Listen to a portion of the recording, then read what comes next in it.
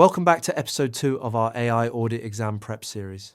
In this session, we are going to explore the mechanics of how algorithms consume information, adapt to new challenges, and make decisions. We will trace the journey from basic foundational algorithms all the way up to complex, multi-layered processing architectures. Understanding these underlying mechanics provides immense real-world utility for your daily professional life. When your company proposes integrating a new predictive tool for financial forecasting, your knowledge of how these models are trained will allow you to instantly spot critical vulnerabilities related to data bias and privacy. You will possess the exact vocabulary needed to challenge vendors on their algorithmic safety, enabling you to design robust governance frameworks that protect your enterprise from unforeseen digital risks. Let us begin by mapping out the technological hierarchy. Machine learning acts as a specialized discipline, nestled entirely within the broader domain of artificial intelligence. At its heart, this technology shifts away from traditional software engineering. Instead of a human writing explicit, step-by-step programming instructions, we use mathematical frameworks to let the computer teach itself by observing data. This process relies heavily on foundational mathematics, specifically statistics, probability, linear algebra, calculus, and optimization techniques. These algorithms are essentially powerful problem solvers deployed in data science.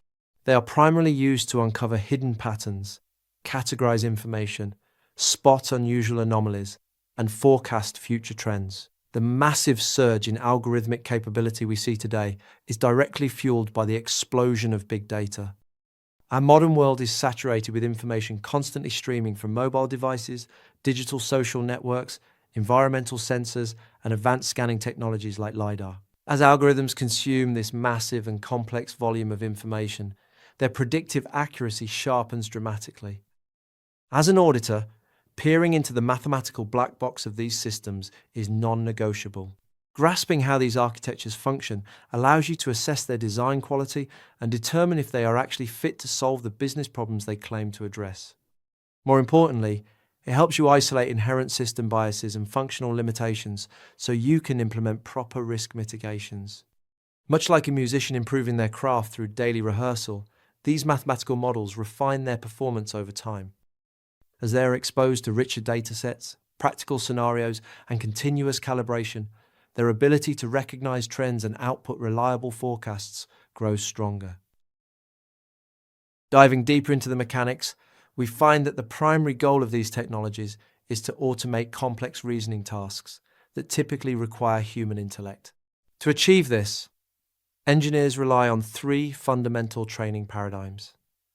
These are supervised learning, unsupervised learning, and reinforcement learning. Before exploring these paradigms, we must understand the concept of labels.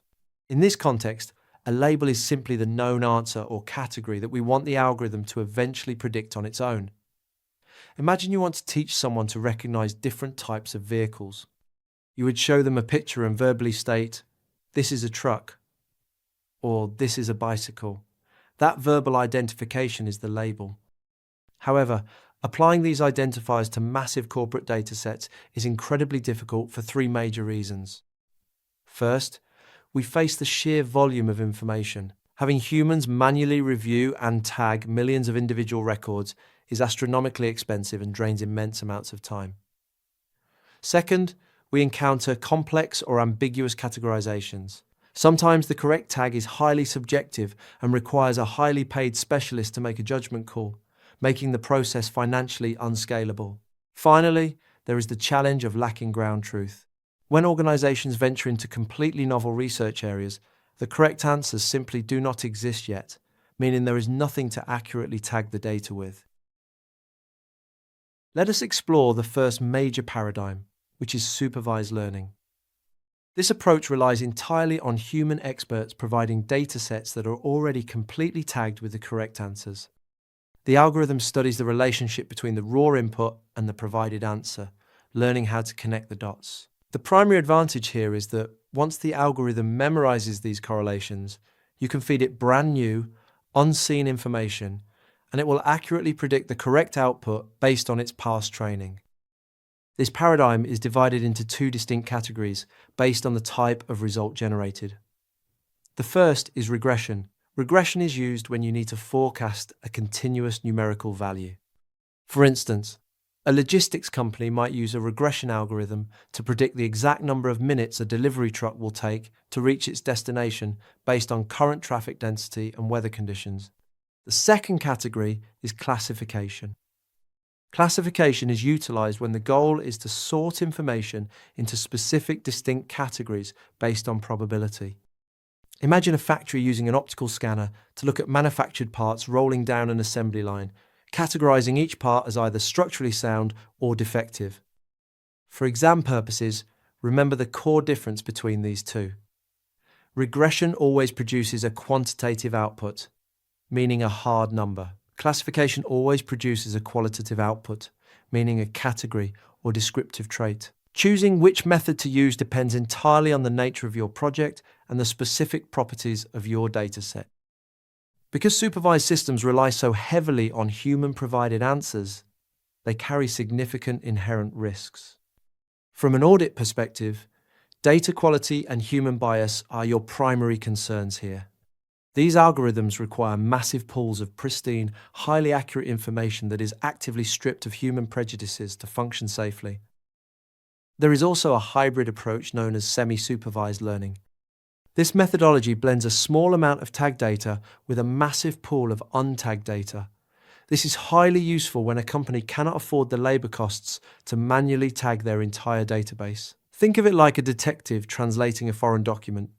If they manually translate the first few paragraphs, they can use the context clues and assumptions from that small section to accurately guess the meaning of the rest of the untranslated pages.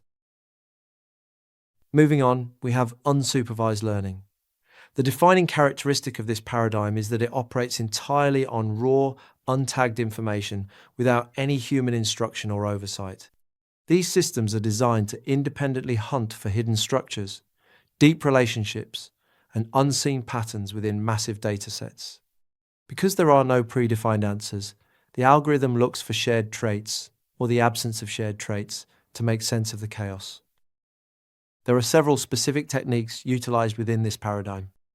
The first is clustering. This involves the algorithm identifying and grouping similar items together so that items within one group are highly related to each other and very different from the items in other groups. Imagine walking into a massive, disorganized warehouse full of thousands of random retail products. A clustering algorithm would autonomously group all the electronics in one corner and all the clothing in another, purely by analyzing their physical characteristics. Variations of this technique include exclusive or centroid-based clustering, overlapping clustering, hierarchical clustering, density-based clustering, and distribution-based clustering.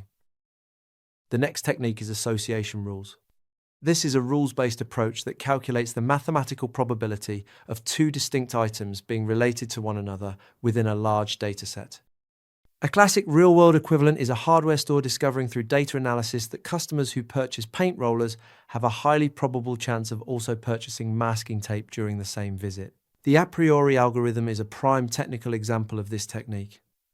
Finally, we have dimensionality reduction. This is the complex process of taking high-dimensional, overwhelming data and compressing it down into a simplified format while preserving all the critical underlying information. Think of it like taking a highly complex, rotating three-dimensional blueprint of a skyscraper and flattening it into a simple two-dimensional paper floor plan that still clearly shows where all the load-bearing walls and exits are located. It reduces analytical complexity. Key technical methods used for this include locally linear embedding, T-distributed stochastic neighbor embedding, isomap embedding, multidimensional scaling, principal component analysis, and uniform manifold approximation and projection. The primary audit risk with unsupervised learning is a severe lack of explainability. Because the system makes its own rules, it is often difficult to understand exactly how it arrived at its conclusions. To mitigate this, organizations must implement a human-in-the-loop control, ensuring human operators actively review the output for accuracy and logical soundness before it impacts the business. The third major paradigm is reinforcement learning. This methodology is heavily focused on automated decision-making and physical motor control. Here, an intelligent digital agent is placed into a complex, unpredictable environment and tasked with achieving a specific goal by maximizing a cumulative reward score. The agent learns purely through trial and error, modifying its behavior based on the positive rewards or negative penalties it receives after taking an action. Consider a digital character in a video game programmed to reach the end of a level.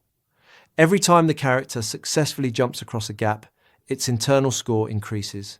Every time it falls into a trap, its score drops. Over millions of rapid iterations, the algorithm learns the exact sequence of moves required to perfectly navigate the level and maximize its final score. The greatest risk here stems from the algorithm's complete autonomy. Because the agent is desperate to maximize its reward, it might find dangerous or unethical shortcuts to achieve its goal. Auditors must ensure strict safety guardrails and human-in-the-loop protocols are heavily enforced during the initial exploration phase to prevent the agent from causing real-world harm when deployed into production. Now we move to the structural architecture that makes advanced processing possible, known as neural networks. These are intricate algorithmic frameworks intentionally designed to simulate the biological operations of the human brain. They consume information, adapt dynamically, and progressively enhance their accuracy with every single cycle of data they process. These networks are built using three foundational tiers. First is the input layer, which acts as the sensory organ receiving the raw data from the outside world. Second are the hidden layers, which serve as the central processing unit where all the heavy mathematical lifting, pattern recognition, and learning actually occur. Finally, there is the output layer, which delivers the conclusive prediction or categorized result to the user. The general rule is that the more hidden processing layers a network possesses, the more sophisticated and nuanced the patterns it can comprehend. There are several specialized variations of these networks you need to know. First is the feedforward neural network. In this structure, data moves strictly in one single direction from the input side straight through to the output side, without any backwards loops. Think of it like a straight-line factory conveyor belt where raw materials enter one door, get assembled step by step without ever moving backward, and exit as a finished product. These are highly effective for basic image classification and regression tasks. Next is the recurrent neural network.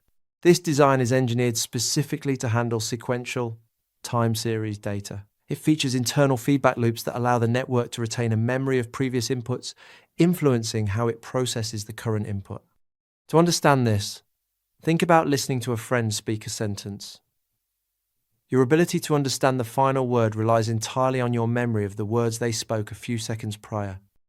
Because of this memory feature, these networks are exceptionally powerful for real-time speech translation and audio recognition. Then we have the convolutional neural network. This architecture is custom-built to analyze grid-like data structures, most notably visual images. It uses specialized filtering layers to meticulously scan visual information, isolating specific edges, shadows, and textures. Imagine looking closely at a massive Renaissance painting through a small magnifying glass, scanning it inch by inch to study the tiny brushstrokes before stepping back to understand the whole image. These networks dominate the fields of complex visual analysis, automated object detection, and video surveillance processing. This brings us to the ultimate tier of the hierarchy, which is deep learning. For an algorithm to qualify as deep learning, it must simply be a neural network that contains more than 3 total layers. That means an input layer, an output layer, and at least 2 or more hidden layers in between. The defining superpower of deep learning is its ability to autonomously extract and transform features.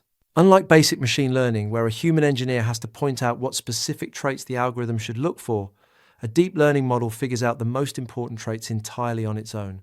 This extreme autonomy is what allows modern systems to master incredibly complex domains like natural language processing, advanced computer vision, and the piloting of autonomous vehicles.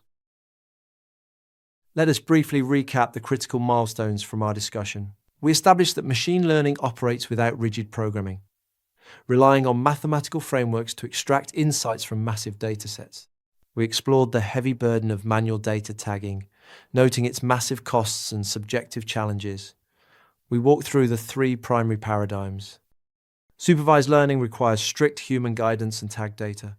Unsupervised learning hunts for hidden connections in raw, untagged data. Reinforcement learning utilizes a trial and error reward system to master dynamic environments. Finally, we unpacked neural networks, identifying how straight-line feed-forward structures, loop-based recurrent structures, and grid-scanning convolutional structures form the intricate hidden layers that elevate basic algorithms into powerful deep learning systems. To truly cement these concepts and ensure you are fully prepared for the exam, it is highly recommended that you practice applying this knowledge immediately. All the technical nuances, algorithmic risks, and structural definitions we covered today are featured in the chapter-wise multiple-choice questions available on rucloud.com. Solving these targeted questions is the best way to reinforce your learning before advancing to our next session.